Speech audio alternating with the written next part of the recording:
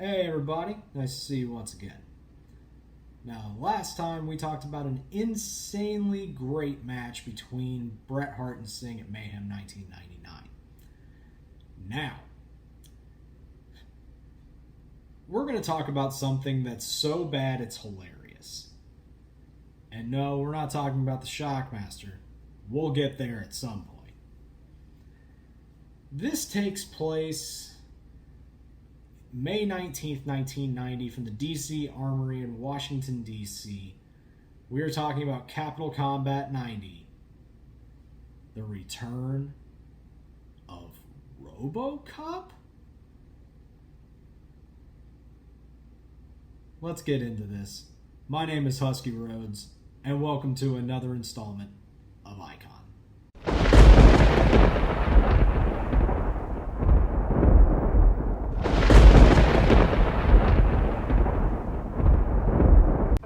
Yes, you heard that correctly in the intro. RoboCop. Yeah, that RoboCop. So, you may be wondering how we got here.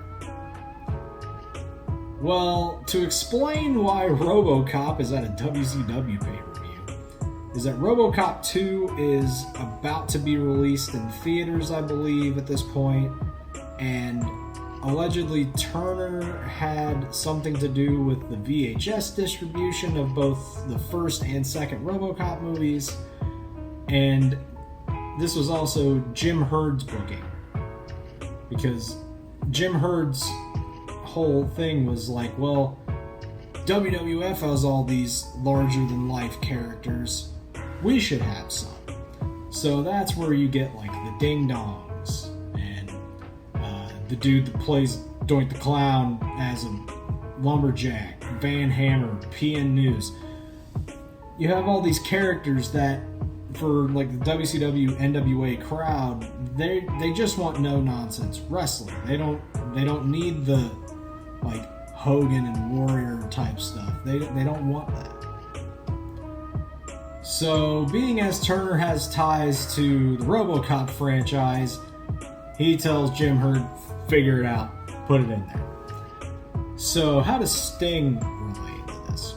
Well, this is around the time where Sting was in the Four Horsemen for a while, and Ole and Arn set an ultimatum for Sting. It was like, hey, listen, you can be in the Horsemen, but you know that guaranteed title shot you have against Ric Flair? Yeah, you gotta give that up. Sting denies. Flair turns on Sting. LOL. So at one of the previous pay-per-views, Sting gets hurt and cannot have his title match at Wrestle War 90. So now, with WCW being on the heels of WWF doing WrestleMania 6 with Hogan and Warrior, one of the biggest moments in wrestling history, Jim Herd has the bright idea going, you know what we need? A dude in a plastic robot suit. That's what we need. So, to set it up, the match prior is a pretty solid tag match, actually. It's the Midnight Express versus Brian Pillman and Tom Zink. And there's like the shark cage gimmick on the outside to keep Jim Cornette from interfering. Now, watching back, you can kind of tell that something is up because Jim Cornette is basically in one position the entire time as to not mess with the door on the front that is heavily gimmicked for RoboCop to use in the next sequence. Match ends, everybody leaves. The cage stays the entire time. So Sting comes out. Well, first, Gordon Solie says RoboCop is here, and it shows RoboCop coming in, and then the footage gets cut, and then Sting comes walking out. He's high-fiving the kids, and then it cuts back down the rampway, and allegedly, it's actually Peter Weller, the Alex Murphy from RoboCop, is apparently in the suit and walking to the ring. Very slowly, mind you, because as stated, it's a plastic suit, and the guy can't do anything other than walk at a very slow rate. He like trips like twice. Once leaving and once coming back, he like trips over something, like a cable or something. But anyway, Sting's walking to the ring. You know, he's high-fiving the kids and whatnot. The Andersons come out, attack Sting, and they throw him in the cage. And there's like Flair and Sid Vicious, and the Andersons are like, got him in the cage, and they're roughing him up.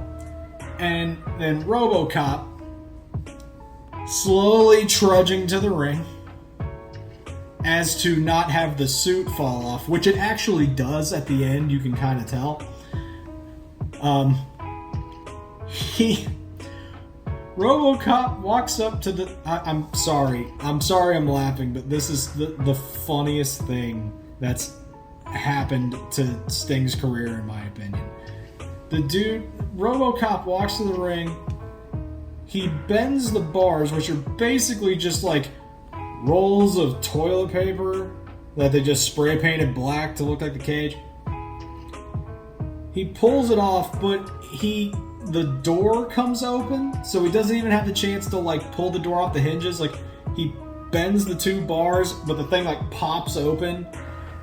Everything just went horribly wrong in this. Pulls the door off, Sting comes out, and Sting looks like the little brother who's like talking a bunch of smack when the big brother comes to save him. Like, it's so goofy.